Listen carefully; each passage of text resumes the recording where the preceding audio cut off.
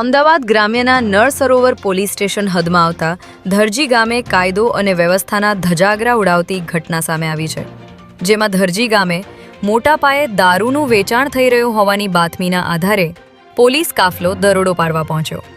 ત્યારે અચાનક ગામમાં મોટી સંખ્યામાં લોકો એકઠા થઈ ગયા હતા અને 100થી વધુ લોકોના ટોળાએ પોલીસ પર હુમલો કરી દીધો હતો.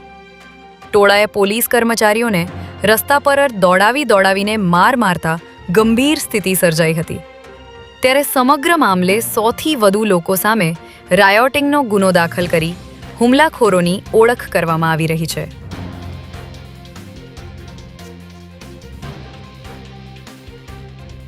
દેશના વડાપ્રધાન નરેન્દ્ર મોદી દ્વારા ગઈકાલે તમામ રાજ્યોના મુખ્યમંત્રીઓ સાથે મહત્વપૂર્ણ બેઠક યોજ્યા બાદ ગુજરાત સરકાર એક્શનમાં આવી ગઈ છે. ત્યારે મુખ્યમંત્રી ભૂપેન્દ્ર પટેલે આજે વહેલી સવારે મુખ્યમંત્રી નિવાસસ્થાને હાઈ લેવલ બેઠક બોલાવી હતી, જેમાં રાજ્યમાં પેટ્રોલ, ડીઝલ, ગેસ અને અન્ય આવશ્યક ચીજવસ્તુઓનો જથ્થો, તેની વિતરણ વ્યવસ્થા અને લોકોને તે સરળતાથી ઉપલબ્ધ થાય તે માટેની વ્યવસ્થાઓની સમીક્ષા કરવામાં આવી હતી.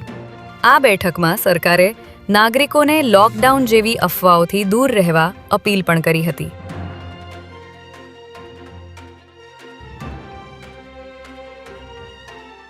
અમદાવાદના અમરાઈવાડી વિસ્તારમાં માવતરને લજવે તેવો કિસ્સો પ્રકાશમાં આવે છે, જેમાં માતાનો પગ પોતા ઉપર આવતા 2.5 મહિનાની દીકરી તેના હાથમાંથી છટકી ગઈ હતી અને સીધી પાણીની ટાંકીમાં પડી હતી.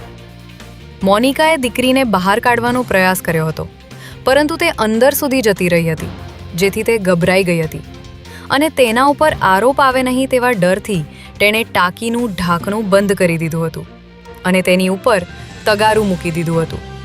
ત્યારે આ અંગે અમરાઈવાડી પોલીસે બાળકીની માતા મોનિકા મકવાણા વિરુદ્ધ સાપરાધ મનુષ્યવધનો ગુનો નોંધી તેની ધરપકડ કરી છે.